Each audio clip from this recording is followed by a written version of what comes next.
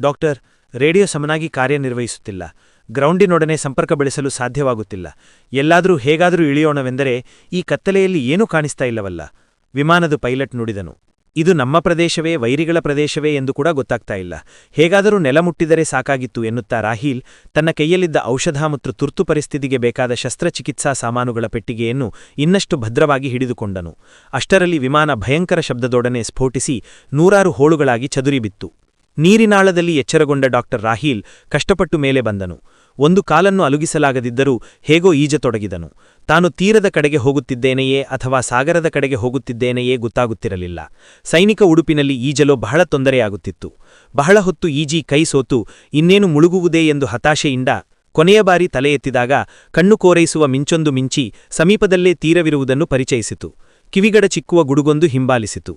ತೀರ ಕಣ್ಣಿಗೆ ಬಿದ್ದೊಡನೆ ರಾಹಿಲನ ದೇಹದಲ್ಲಿ ಹೊಸ ರಕ್ತ ಸಂಚಾರವಾದಂತಾಗಿ ತನ್ನೆಲ್ಲ ಶಕ್ತಿಯನ್ನು ಒಟ್ಟುಗೂಡಿಸಿ ಬಲವಾಗಿ 2 ಕೈಗಳಿಂದಲೂ ನೀರನ್ನು ಹಿಂದಕ್ಕೆ ತಳ್ಳುತ್ತಾ ದಡ ಸೇರಿ ದೀರ್ಘವಾದ ನಿಟ್ಟುಸಿರು ಬಿಟ್ಟನು.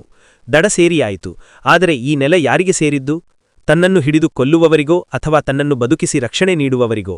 ಆತನು ಎದ್ದು ನಿಲ್ಲಲು ಪ್ರಯತ್ನಿಸಿದನು. ಊಹೂ, ಒಂದು ಕಾಲು ಅಸಾಧ್ಯವಾದ ನೋವಿನಿಂದ ತತ್ತರಿಸಿತು. ಆತನು ಅಲ್ಲೇ ಕುಸಿದು ಕುಳಿತನು. ಈವರೆಗೆ ಈಜಿದ್ದೇ ಅದ್ಭುತವೆನಿಸಿತು. ಮುಂದೇನು? ಮಿಂಚು ಮತ್ತೊಮ್ಮೆ ಮಿಂಚಿತು. ಆ ಬೆಳಕಿನಲ್ಲಿ ಕಣ್ಣಿಗೆ ಬಿತ್ತು ಸಾಮಾನ್ಯವಾದೊಂದು ಒಂಟಿಮನೆ. ಧಾರಾಕಾರವಾಗಿ ಸುರಿಯುತ್ತಿರುವ ಈ ಮಳೆಯಿಂದ ಮೊದಲು ರಕ್ಷಣೆ ಪಡೆಯಬೇಕು.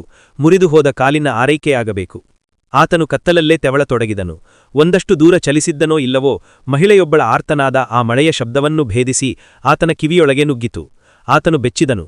ಆ ಮಹಿಳೆ ಯಾವ ರೀತಿಯ ಅಪಾಯದಲ್ಲಿ ಸಿಲುಕಿದ್ದಾಳೆ? ಆ ಮನೆಯೊಳಗೆ ಏನು ಸಂಭವಿಸುತ್ತಿದೆ? ತಾನೀಗ ಈ ಕದವನ್ನು ತಟ್ಟಿದರೆ ಪರಿಣಾಮವೇನಾಗಬಹುದು? ಆ ಮನೆಯಿಂದ ಒಂದೇ ಒಂದು ಬೆಳಕಿನ ಕಿರಣವೂ ಹೊರಗಡೆಗೆ ಹಾಯುತ್ತಿರಲಿಲ್ಲ.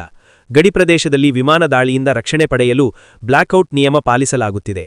ಇಂತಹ ಈ ಸಮಯದಲ್ಲಿ ಆ ಮನೆಯೊಳಗೆ ಯಾವ ರೀತಿಯ ಕ್ರೌರ್ಯ ನಡೆಯುತ್ತಿದೆ? ಯಾ ಅಲ್ಲ! ಮಹಿಳೆಯ ಆರ್ತನಾದ ಇನ್ನಷ್ಟು ಸ್ಪಷ್ಟವಾಗಿ ಕೇಳಿಸಿತು. ಈಗ ಮಾತ್ರ ರಾಹಿಲನ ಮುಖದಲ್ಲಿ ಭಯದ ನೆರಳು ಮರೆಯಾಗಿ ಕೊಂಚ ನೆಮ್ಮದಿ ಕಾಣಿಸಿಕೊಂಡತು. ಆತನು ಬೇಗಬೇಗನೆ ಆ ಮನೆಯತ್ತ ತೆವಳತೊಡಗಿದನು. ತುರ್ತು ಚಿಕಿತ್ಸಾ ಪೆಟ್ಟಿಗೆ ಆತನ ಕೈಯಿಂದ ಯಾವಾಗಲೋ ಜಾರಿ ಬಿದ್ದಿತ್ತು. ಮತ್ತೊಮ್ಮೆ ಮಿಂಚಿದಾಗ ತಾನು ಆ ಮನೆಯ ತೀರಾ ಸಮೀಪಕ್ಕೆ ಬಂದಿರುವುದು ಆತನಿಗರಿವಾಯಿತು. ಒಳಗಿಂದ ಮತ್ತೊಮ್ಮೆ ಸುಸ್ಪಷ್ಟವಾದ ನರಳಾಟದ ಬೆನ್ನಲ್ಲೇ ಹಿರಿಯ ಹೆಂಗಸೊಬ್ಬಳ ಸಾಂತ್ವನವೂ ಕೇಳಿಬಂತು. ಏನು ಮಾಡಲಿ ಮಗಳೇ? ಈ ಮಳೆಯಲ್ಲಿ, ಈ ಕತ್ತಲಲ್ಲಿ ನಾನು ಯಾರನ್ನು ಕರೆಯಲಿ? ಒಮ್ಮೆ ಬೆಳಗಾಗಿದ್ದರೆ ಸಾಕಾಗಿತ್ತು. ರಾಹಿಲ್ ತೆವಳುತ್ತಾ ಹೇಗೋ ಮೆಟ್ಟಲು ಹತ್ತಿ ಬಾಗಿಲು ಬಡಿದನು. ಅಮ್ಮ, ಬಾಗಿಲು ತೆಗೆಯಿರಿ. ಹಾ, ಯಾರಪ್ಪ ಅದು? ಈ ಮಳೆಯಲ್ಲಿ, ಈ ಕತ್ತಲ ಗುಹೆಯಲ್ಲಿ ಯಾರು? ಎನ್ನು ಒಳಗಿಂದ ಹೆಂಗಸೊಬ್ಬಳು ಜೋರಾಗಿಯೇ ಕೇಳಿದಳು. ದಯವಿಟ್ಟು ಬಾಗಿಲು ತೆಗೆಯಿರಿ, ನಾನು ಗಾಯಗೊಂಡಿದ್ದೇನೆ ಪ್ಲೇಸ್, ದಯನೀಯವಾಗಿ ಅಂಗಲಾಚಿದನು ರಾಹಿಲ್. ಗಾಯ? ಎಲ್ಲರಿಗೂ ದೇಹಕ್ಕೂ ಮನಸ್ಸಿಗೂ ಗಾಯ ಮಾಡುವುದೇ ಯುದ್ಧದ ಪರಿತಾನೆ. ಮುದುಕಿಯೊಬ್ಬಳು ಗೊಣಗಿಕೊಳ್ಳುತ್ತಾ ಬಾಗಿಲು ತೆರೆದಳು. ರಾಹಿಲನು ತೆವಳುತ್ತಲೇ ಆತುರದಿಂದ ಮನೆಯೊಳಗೆ ನುಗ್ಗಿ ಬಾಗಿಲಿಕ್ಕೊಂಡು ಮನೆಯಾಕೆಯನ್ನು ದಿಟ್ಟಿಸಿದನು. ತಲೆಗೂದಲು ಬೆಳ್ಳಗಾದ ಮುದುಕಿ, ಕೈಯಲ್ಲೊಂದು ಚಿಕ್ಕ ದೀಪ.